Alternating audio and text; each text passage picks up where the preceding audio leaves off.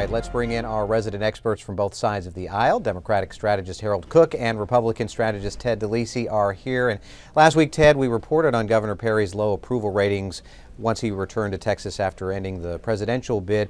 You didn't get a chance to weigh in, so I want to make up for that and get your take on that and also your thoughts on his low profile since returning. Well, I think it only makes sense that the Governor Perry is going to have a little bit of a more modest profile as a result of dropping off the national stage in the presidential race. You know, look, I think obviously, Texans like winners, and I think that this is a momentum campaign. But the governor has announced that he is going to start kind of stepping out. He's going to do the Williamson County Reagan Day dinner on Monday, and he's actually going to participate in something called the Gridiron Dinner, which is one of these kind of Washington establishments where people get up and kind of poke fun at themselves. Perry's certainly given the press corps kind of enough fodder for him, and I think he's going to serve some back, and so it should be kind of a fun evening. And I think it's kind of part of that, general kind of pick yourself up and dust yourself off rehabilitation tour that the governor's going to do. The governor's actually going to start moving around the state in a little bit more dedicated way in this summer and kind of talking to groups. And so I think the governor's profile, at least in Texas, is going to rise a little bit in accordance with how he sees it. And Harold, were you expecting to see him maybe a little bit sooner? But based on what we just heard, this is the kind of thing that probably is what we would expect for the governor to do? I did expect to see a lot more from him a lot sooner, but in hindsight, it makes perfect sense that we haven't. Look, the guy's human, and he got spanked nationwide. He is just like any of us in that situation. He probably needs a little time to lick his wounds and figure out his next move. And I think a lot of Texans, not just Democrats in the Capitol, but a lot of Texans across the state, very much hope that he will reappear a much more collaborative governor than he has been in the past, and much more focused on the challenges here in Texas, other than just the Republican sound bites that get you something in the other 49 states.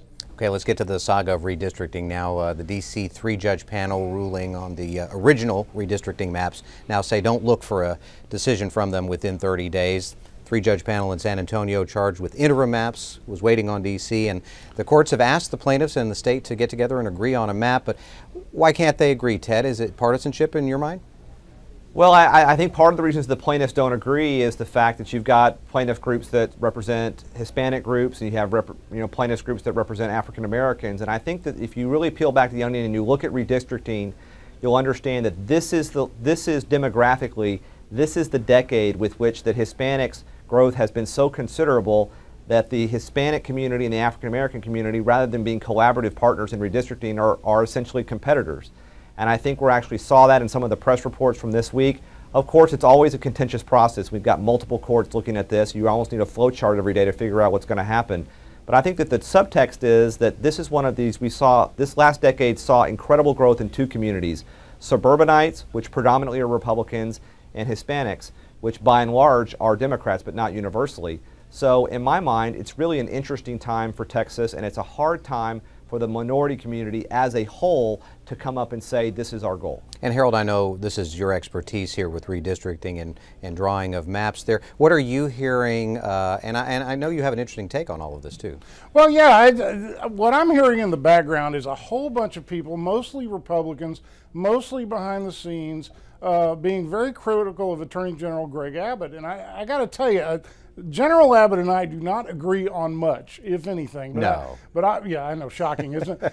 But I will tell you, I'm not sure he was dealt a very good hand, and he's playing the cards that were dealt him. And you can pick nits with some of the ways he's handled this litigation, but I don't think it's going to hurt him at all in the end, because in the end, win or lose, he can defend himself with one sentence, and that sentence is, you try to defend these crappy maps. And I don't think it can be done. I don't think he thinks it can be done, which is why he's looking for a settlement. It's going to be very difficult to settle on this. I will tell you, I agree with Harold on this, on part of this. I think that the maps the legislature drew had some significant problems that the maps 10 years ago just didn't have. Okay. Ted, let me ask you now, this is a story that's gotten a little bit of attention here today. Longtime Perry loyalist Jay Kimbrough is the new assistant director of the DPS to handle Homeland Security. The Austin American-Statesman says the position was created last week, and Kimbrough has held lots of posts under Governor Perry, including dealing with Homeland Security when it was under a different umbrella there. Also gained attention for taking out a pocket knife in a non-threatening manner when he was ousted as deputy chancellor at A&M. He said he was just joking, there were no charges. Is this a good hire? Well, I mean, Kimbrough is a Perry loyalist. He's a former veteran, and you know, at the end of meetings, for those people that have worked with him, he used to kind of like to kick back and say, well, if my time in Vietnam didn't kill me, this is not going to hurt me. So he's got a lively sense of humor. He's well respected as a truth teller. You may remember that he was one of those people that kind of parachuted in when the Youth Commission was such a disaster. Right. He is a fixer. He's kind of a Mr. Wolf of politics.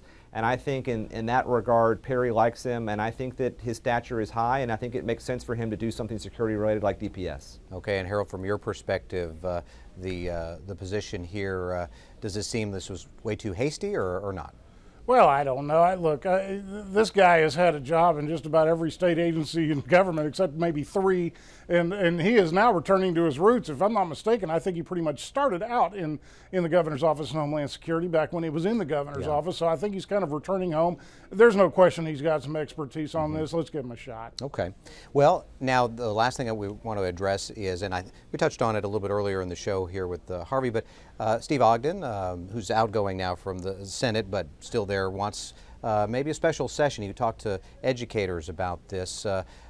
Any chance for this? I mean, you can, of course, people forget, you can call a special session, right? The governor can call a special session outside of a regular session here.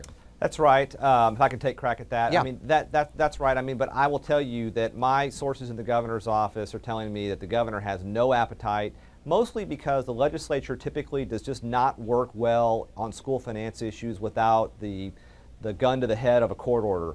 And the idea that we're going to have some sort of very kind of calm, thoughtful, forward-thinking dialogue on school finance in a special session, I just think is just kind of a dream. And I suspect strongly that Senator Ogden's call for a special session will not be heard in the governor's office. And I think this week also teachers groups were kind of urging for this too, Harold, but it doesn't sound like this is something that would really happen. A lot of public education advocates want a special session on public education. I mean, the system is very clearly broken.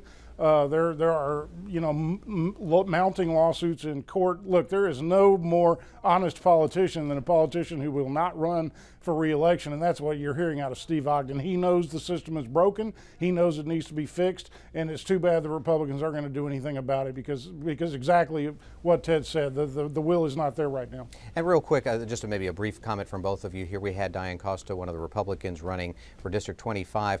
Does any of those candidates, if the map favors Doggett, have a chance, or would this have to be a Republican-favored map for them? Well, I'm going to kind of attack the premise of the question. Kind of if the maps favor Doggett, you know, I mean, I just don't think we know that, and I think for any candidate who's interested in serving in Congress, the appropriate thing to do is to try to keep your seat warm and keep your campaign humming, while the courts, I think, honestly take way too long to figure out what they want to do. And you got to feel, Harold, for all of these candidates, regardless of who they are, with this big unknown, right, hanging over their heads. Oh, in both parties, they don't know. They don't know what the real estate they're running in, and it shows because everybody's running everywhere.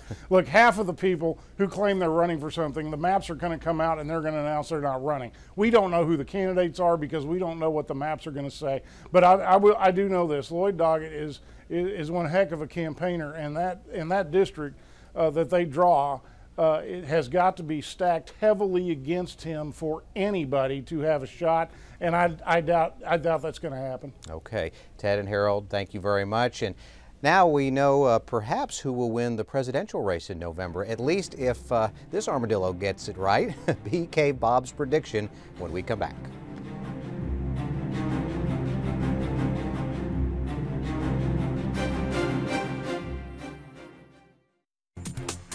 Keep tuned in with YNN and Capital Tonight by following us on Twitter @TXCapTonight.